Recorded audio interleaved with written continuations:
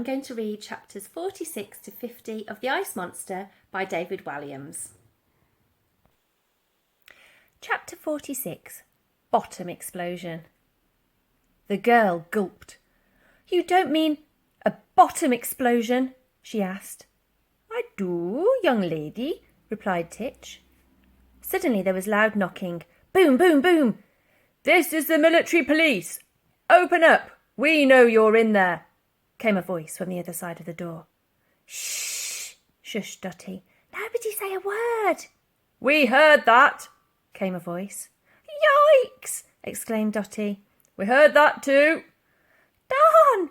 "And that." "Dotty, shush," implored Elsie. "We heard that as well." "It wasn't me that time," called back Dotty. Grumble, trizzle, duggle. "I fear a bottom explosion is coming," said the little old soldier, "at a terrifying speed. Boom, boom, boom. Open this door at once." "Well, why don't we?" said Elsie with a smirk. "You don't mean to use its rear end as a cannon?" asked the little soldier. "Exactly," replied the girl. "Open the door and fire at will." "Just coming, officers," called out Dotty as she squeezed past the mammoth to get to the door. "Quickly, madam, or we will be forced to break this door down." "Patience is a virtue," she called back. Tz, grumble, fadoodle. "By the sound of Woolly, she's ready to blow," said Elsie. Dotty put her hand on the key and began to turn it in the lock. "Just a jiffy, officers," went the key. "The door is unlocked," Dotty called out. The handle turned and slowly the door opened. The three shared a mischievous look as the mammoth straightened her back and lifted her tail. "Fire!" shouted Titch, and fire the creature did. Grrrr! The noise of Woolly's bottom burping sounded just like a bear growling. It fired all over the military policemen, covering them from head to toe in hot, sticky mammoth poop. The force of the bottom blast was so strong it knocked them off their feet. The poor men were completely disorientated as their eyes and noses were covered in the stuff. "Let's make a run for it," said Elsie. "Charge!" cried Titch. The three guided the animal back out of the larder and began leading her down the corridor. "You bring up the rear, Dotty," ordered the old soldier. "Not on your Nelly," snapped the lady. "I don't trust that area one bit." "Where are we going?" asked Elsie. "Away from that awful smell," replied Titch as they hurried along the corridor and up the stairs to his ward. Chapter 47. A New Comrade. "This is where I sleep," announced Titch as he opened the door to his ward. "We should have hidden Woolly in here in the first place," muttered Elsie. "I think he shares it with other people," replied Dotty. "Well, I'm sure we could have told a few old soldiers to keep their trap shut." The door opened to reveal not a few, but 20 old soldiers, all poking their heads out of their berths. "Oops," said Elsie. Slowly, Titch led the woolly mammoth into the ward by the tusk. He coughed and cleared his throat. "Good morning, gentlemen. Gentlemen, if I could have your attention, please. I would like to introduce you to a new comrade." The old soldiers put on their spectacles, attached any wooden arms or legs, or sidled into wheelchairs. Slowly they approached the magnificent beast. "What in God's name is it, Titch?" piped up one. "Does it bite, Private?" asked another. "Is this what we're having for breakfast?" said a third, who had a long white beard that made him look like a military Father Christmas. Elsie stepped forward. "No, this is my friend, Woolly." "Good Lord! A female in the Royal Hospital?" remarked one old soldier. "And another," said another. "The hairy elephant Thingamy can stay, but they need to go," exclaimed a third. "Ooh!" Woolly seemed to hoot in agreement. "3 females in the Royal Hospital?" thundered another old soldier. "This is a disgrace." "It's worse than the Boer War." "This place will have to be closed down." "It's a scandal of epic proportions." Titch raised his voice to shout over them. "Let's have some lunch, men. Wait until you hear the girl's story, Elsie." "Elsie?" The girl smiled and cleared her throat. As she told the story so far, the old soldiers were rapt. They had heard stories of incredible bravery and derring-do, but this tall tale topped them all. Elsie ended with a plea. "Gentlemen, will you help Woolly?" "I'm in," came one voice. "I am too," came another. "Me too." And me, said another, and another, and another, until all but one soldier had raised his hand. All eyes turned to the one who hadn't. "Sorry, what was the question again?" asked the one who looked like Father Christmas. "That's the Brigadier," said Titch. "He forgets things. We'll take that as a yes." "Who forgets what?" asked the Brigadier. The mammoth lolloped over to the window at the far end of the long ward and looked out. Elsie trailed after her friend before following her gaze over the rooftops of London. Woolly lifted her trunk and pressed it against the window pane, as if longing for something way out of reach. Elsie stroked the mammoth's trunk, then lifted one of her big furry ears and whispered into it. "What are you looking at, my friend?" she whispered. "If only you could tell me."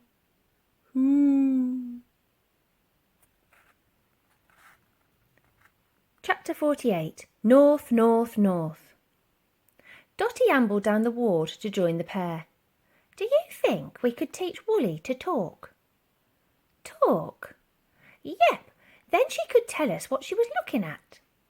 "But how would we teach her to talk?" "That would be the tricky bit," replied Dotty, looking lost in thought. "Maybe we could teach her 1 who for yes, 2 who's for no, and 3 who's for maybe. Then list all the places in the world and see what she says." Elsie didn't want to hurt the lady's feelings. "It's a great idea, Dotty. It just might take a while to go through every single place in the world." She turned around to address the old soldiers. "Does anyone have a compass?" she asked. "Admiral, you're never without yours," said Titch. "That's right, Private," replied the Admiral. He began patting his pyjama pockets. "Now, where did I put this blasted thing?" "It's around your neck," said Titch. The Admiral found it on the end of a chain. "It's around my neck. Why didn't you tell me?" He took it off and limped over to the girl. Duff, duff, duff. Elsie noticed that one of his legs was wooden. "My leg, before you ask, was bitten off by a shark. Cheeky blighter, did me a favour, really. I had gangrene anyway, so the leg had turned green. Didn't have to have it sewn off. Shark died of food poisoning. Rum old business." The Admiral passed the compass to Elsie. "There we are, young lady. We haven't been introduced. I am the Admiral, the only naval man in here." "He was thrown out of the old sailors' home for drunkenness," remarked Titch. "That night I'd only drunk 7 bottles of rum, Private," thundered the Admiral. "It takes at least 9 to get me drunk." A cloud of rum-smelling breath sailed right up Elsie's nose. Her eyes watered and she sneezed. Choo! It was so strong that for a moment she herself felt drunk. "Thank you, Admiral," replied the girl. Elsie held the compass flat in her hand. The black arrow was pointing exactly the way the mammoth was pointing too. "North!" exclaimed Elsie. "Hoo!" went the mammoth. "See, she does talk," added Dotty. Every time Woolly has been pining to go north." Whoo! She's talking again, remarked Dotty. So, Admiral, tell me this, said Elsie. Yes, young lady, replied the old man with a smile. What is the absolute furthest north you can go? The Admiral guided the girl over to his bedside. Behold my globe, child. Beside his bed stood a magnificent orb with a map of the world on it. This came from my ship. Before it sank, chipped in Titch. That's quite enough of that, Private. I adore gazing at my globe. It reminds me of my glory days, all those adventures on the high seas.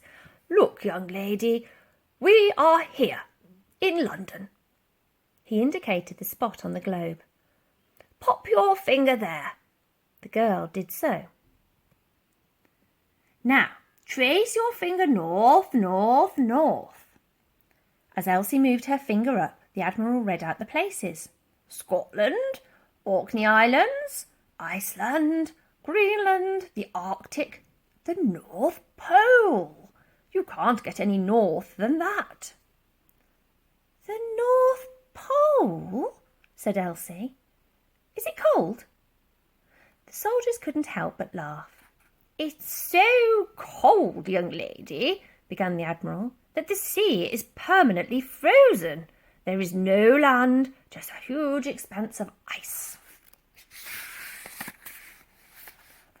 Ice! She exclaimed. Perfect for a creature from the Ice Age. That's where we must take Woolly, to the North Pole. Hoo! Agreed Woolly. Elsie lifted her arms in a triumphant show of leadership. She looked around the ward. Every single old soldier stared back at her, mouth open in shock. Chapter 49. Audacious. But how would we get to that there, the North Pole? Asked Titch. We would sail, soldier, announced the Admiral. This is a job for the Navy. But surely you'll need the army for ground support, sir, replied Titch. You may be right there, Private. This is a job for both divisions of Her Majesty's Armed Forces, a joint navy and, to a lesser extent, army mission. Hang on, interrupted Dotty. What is it, woman? Thundered the Admiral. Don't you need a boat? There were murmurs from the soldiers. She has a point. She's not as daft as she looks. I think they're missing a chess piece. Yes, agreed the Admiral. If you're sailing, it's always best to make sure you have a boat. Otherwise, there's a strong chance you will get decidedly wet. Now, where are we going to get the boat from? All the old men became lost in thought, but Elsie began imagining a theft so audacious it would make the Sticky Fingers gang seem like nuns. I know where there's a boat you can pinch, she announced. All eyes turned to her. There were some mocking mumbles from the old man. She's a mere child. The girl knows nothing about boats. Let's take a taste of coffee. It is coffee. The Admiral limped over to the girl, his wooden leg thumping on the floor. Duff, duff, duff. Pray tell us, young lady, he began grandly, where is this boat you speak of? The girl consulted the compass to see which was east, then found a window facing in that direction. It's out there, replied Elsie smugly, pointing down towards the River Thames. The old man hurried over to the window as fast as his legs would carry him. Duff, duff, duff, duff. All the old soldiers followed. They gathered behind the Admiral, eager to see where the girl was pointing. There, said the girl. You can steal HMS Victory. Chapter 50. Relic. The magnificent old sailing ship was now a museum piece, and, to celebrate the coming of the new century, had been moved from Portsmouth and moored on the Thames. HMS Victory, announced the Admiral, before hooting with laughter. Hoo, hoo, hoo! Ha, ha, ha, ha, chimed in the men. Elsie was so annoyed she crossed her arms and gave them all a stern look. "What's so funny?" she demanded. "My dear child," began the Admiral, "HMS Victory was Lord Nelson's flagship in the Battle of Trafalgar all the way back in 1805. She's over 100 years old. She's a relic." "So are you," snapped back the girl. "But you can still sail, can't you?" The Admiral's face soured, but there was a hint of grudging respect in his voice. "Feisty one, aren't you?" "I have been told so, yes." Well, it would be quite an honour to follow in Lord Nelson's footsteps," mused the Admiral. "Do you know what, men? I think this young lady might be on to something." Elsie beamed with pride.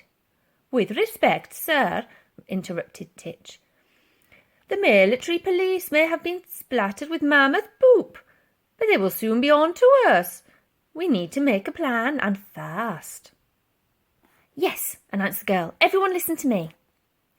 The old soldiers were taken aback. Never in their long lives had they taken orders from a little girl, let alone an unwashed urchin like Elsie.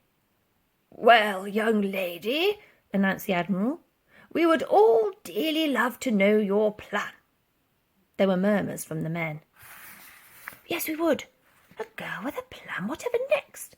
Do you think we'll get a bath today?" "We don't have much time." Elsie raised her voice. "So, gentlemen, please listen." The Admiral sailed in. "You heard what the young lady said, men. We don't have much time, so everyone needs to stop talking and listen." "Yes," replied Elsie. "That includes you, Admiral." There were snickers of laughter from the men. Nobody had ever spoken to the Admiral like that, and the man's face was glowing the colour of the Chelsea pensioners' scarlet coats. "Right," began the girl, "we need 2 divisions. The first men need to make their way along the Thames to where HMS Victory is moored and steal her. Then sail her down here to the hospital. We're just a stone's throw away from the river. The second division needs to raid the larder and gather as many provisions as possible. Admiral?" "Yes, sir? Madam? Miss," spluttered the old sailor. "How long will it take us to sail to the North Pole?" The Admiral limped over to his globe, duff, duff, duff, and traced his finger along the route. "Down the Thames, into the English Channel, North Sea, Norwegian Sea, Greenland Sea, Arctic Ocean, and boom, we're there. No more than 3 or 4 weeks." "What if I need the loo?" asked Dotty. "You go over the side like a sailor, madam," replied the Admiral. "It's the only way to go." "He still plops out of the window," remarked Titch. "It's refreshing." "Not for everyone standing below." 3 to 4 weeks, began Elsie. "We'll need a lot of food, not least for this one," she added, stroking her prehistoric friend. "Ooh," agreed Woodley. "It's going to be very nippy up there at the North Pole," said Dotty. "Good point, Dotty. So we'll need all the warm clothes you can get hold of." The Admiral put up his hand. "Yes, Admiral?" "Please, can I be in charge of the ship?" he asked meekly. "Yes, of course you can, Admiral." Thank you. Me, in charge of HMS Victory? This is a dream come true." "You pick 10 men and bring back the Victory." "Right," began the Admiral. "This is a dangerous mission. It could even be fatal. I need 10 good men and true." All the old soldiers puffed out their chests and put on their most noble expressions, dying to be picked.